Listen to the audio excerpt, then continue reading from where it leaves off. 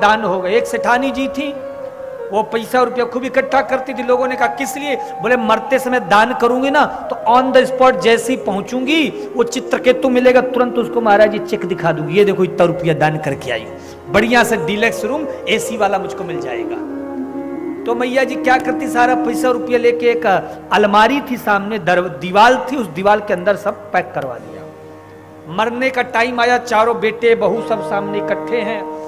पड़ोसी आए, मैया आप तो कही थी मरते टाइम दान करेंगे, हम पंडित जी को फोन कर दिए, आ रहे हैं, बताओ सारा पैसा रुपया कहां? अब आवाज ही ना निकले।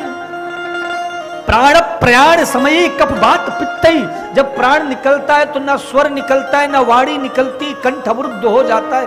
क्या बोले वो बेचारी, तुम इशारे से बार बार उस दीवार की ओर कर रही है। वो कहना चाहती इस दीवार में पैसा है। अब पड़ोसी क्या समझे, बच्चे समझ गए। पड़ोसियों ने कहा बच्चों से, तुम्हारी माँ क्या कह रही? बच्चे कह रहे माँ कह रही कहाँ कुछ बचा है, जितना था सब तो इस घर में लग गया, बचा ही नहीं कुछ, तो दान कहां से करें? अंत में महाराज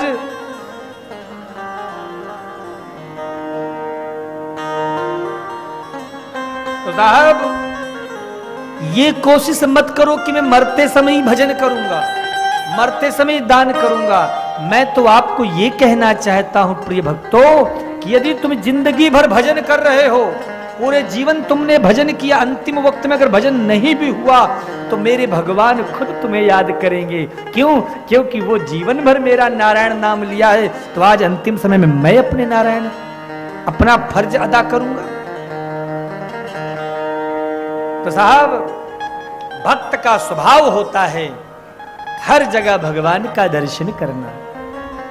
हमारे संतों ने तो गौओं में, संतों में, ब्राह्मणों में जल चर थल चर नभ चर नाना, चर थल नभ चर नाना, जे जड़ चेतन जीवे जहाना, जे जड़ चेतन जीवे समाना।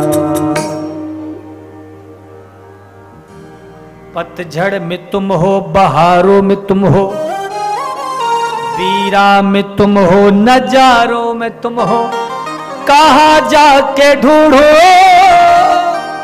मेरे वाके बिहारी, जहां देखता हूं तुम ही तुम हो। मीरा से लोगों ने पूछा, इतना सुंदर परिवार मिला, राणा खानदान मिला, खुशियां मनाओ। मीरा बोली ऐसे संसार परिवार पति को लेकर क्या करेंगे? क्यों?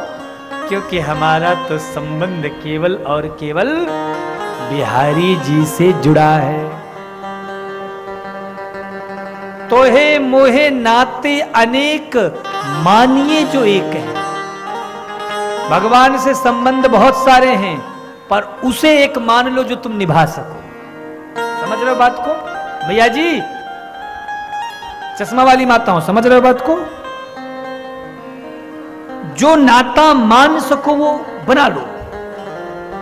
कथा कहती है कि जब जनक जी ने कहा द्वीप द्वीप के भूपति नाना, आए सुनी हम जो पन उठाना, बड़े बड़े राजा महाराजा आए पर ये शिव धनुष किसी ने नहीं तोड़ा, मतलब पृथ्वी वीरों से रहित तो हो गई। लक्ष्मण जी खड़े हो गए, ए जनक तुम्हारी हिम्मत कैसे हुई इतना बोलने की? जहां रघुवंश शिरोमणि मर्यादा पुरुषोत्तम राघवेंद्र सरकार, वहां सी बात, कंदुकी व ब्रह्मांड उठाऊं, गेंद के समान इस ब्रह्मांड को उठा लूंगा, कच्चे घड़े के समान फोड़ डालूंगा, फिर ये धनुष कोई वस्तु कमल के डंडे के समान तोड़ूंगा और 100 योजन दौड़ता चला जाऊंगा।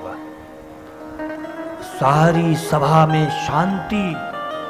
राम जी खुद चौंक गए, लक्ष्मण तुम में इतना बल है